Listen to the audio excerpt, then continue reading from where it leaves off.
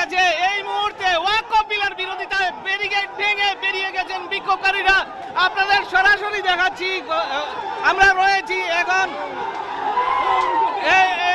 দেখতে পাচ্ছেন আপনারা, ওরা কৈলাসহর টাউনের দিকে দৌড়ে চলে যাচ্ছেন এবং পরিস্থিতি সম্পূর্ণ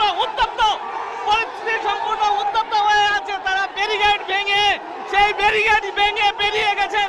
চলছে আন্দোলনে, এই মুহূর্তে পুলিশের উপর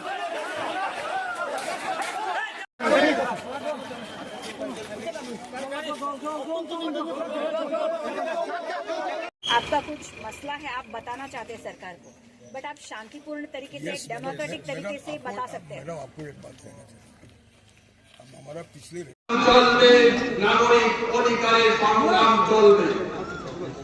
স্ক্রিনে রোলারের তলায় পড়ে মানবতা কাঁদবে।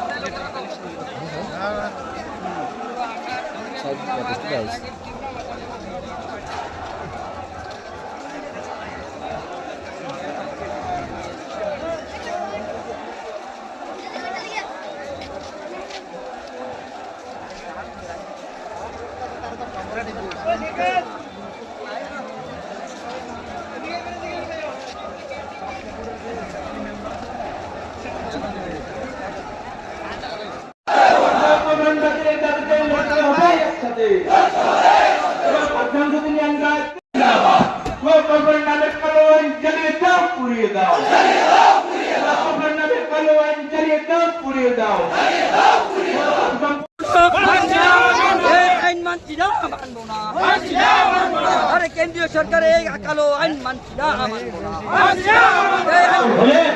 আমরা ওদের কাছে যেতে হবে।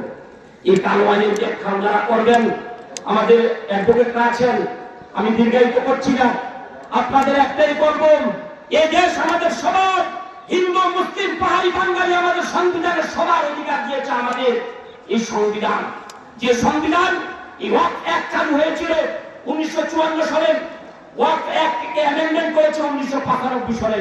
ভারতবর্ষের মুসলমানরা কখনো আওয়াজ করেনি। আবার অ্যামেন্ডমেন্ট অ্যাক্ট করেছে 2013-তে, মুসলমানরা কখনো এর বিরোধিতা করেনি। বিগত 12 বছর কোন মুসলমান সংগঠন, কোন মুসলিম ব্যক্তিত্ব ওয়াকফ অ্যামেন্ডমেন্ট অ্যাক্টের বিরুদ্ধে একটা আওয়াজ করেনি, কারণ জানে এই ওয়াকফ